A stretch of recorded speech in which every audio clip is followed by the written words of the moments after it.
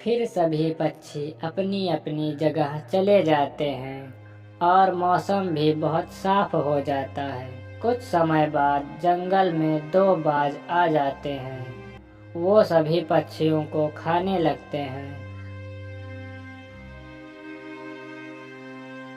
और पेड़ों की फसल को बर्बाद भी कर देते हैं। उन्होंने बहुत से पक्षियों को मार दिया था। अब मोटे खजूर की फसल बर्बाद करने आ ही रहे थे। मोटे पपीते, अब तू कहाँ बचेगा? तेरी भी फसल बर्बाद कर दूंगा, तो तू कैसे जिंदा रहेगा? नहीं भाई, तुम मुझे मत मारो, मेरी फसल बर्बाद मत करो। मैं तो यहाँ सभी पक्षियों को रहने के लिए घर देता हूँ। तो हमें उससे क्या करना है? हमें तो फसल खराब करने से मतलब है। हम इस जंगल को बर्बाद कर देंगे और सभी पक्षियों को मार देंगे। वहीं पीछे से टुनटुन चिड़िया उड़कर आ जाती है और वह देखती है खतरनाक बाज मोटे खजूर को परेशान कर रहा है। वह फटाफट खजूर के पेड़ के पास चली जाती है। ए खतरनाक बाज, तुम मोटे खजूर अंकल से दूर हो जाओ। तुम उन्हें परेशान नहीं कर सकते। अगर तुम इन्हें परेशान करोगे तो तुम्हें मुझसे लड़ना होगा। अरे चिड़िया, तू मेरा क्या बिगाड़ सकेगी? मैं तो अब फसल बर्बाद करके ही रहूंगा।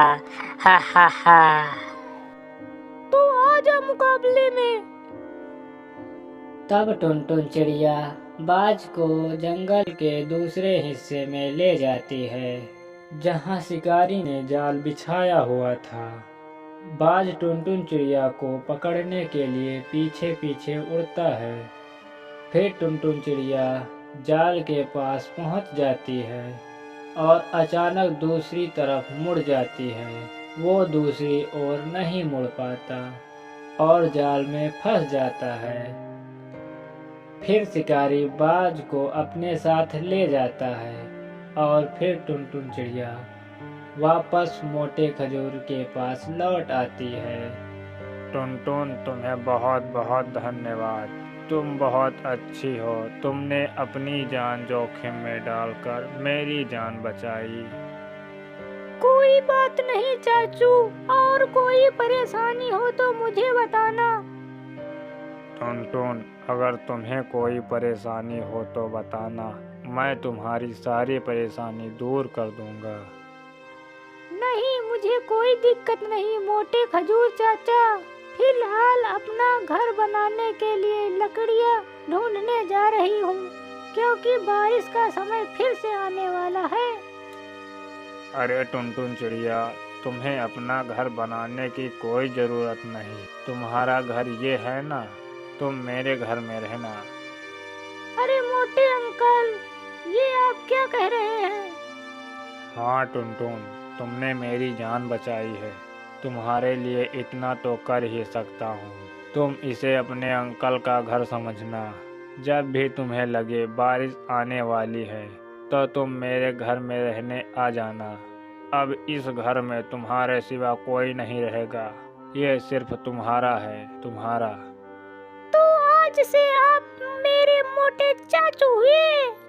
फिर मोटा खजूर और टुनटुन चिड़िया दोनों साथ में रहने लगी। यह कहानी तबलापुर गांव की है, जहां तरह तरह के सभी पक्षी और पेड़ आपस में मिलजुल कर रहते थे।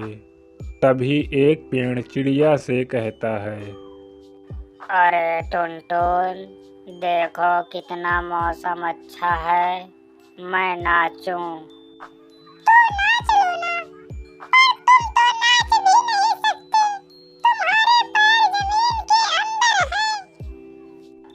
तब पेड़ तेजी से सिर हिलाता है और टुनटुन चिड़िया को जमीन पर गिरा देता है। लो, मैंने तो नाच लिया, तुम तो जमीन पर गिर गई। हा हा हा हा हा।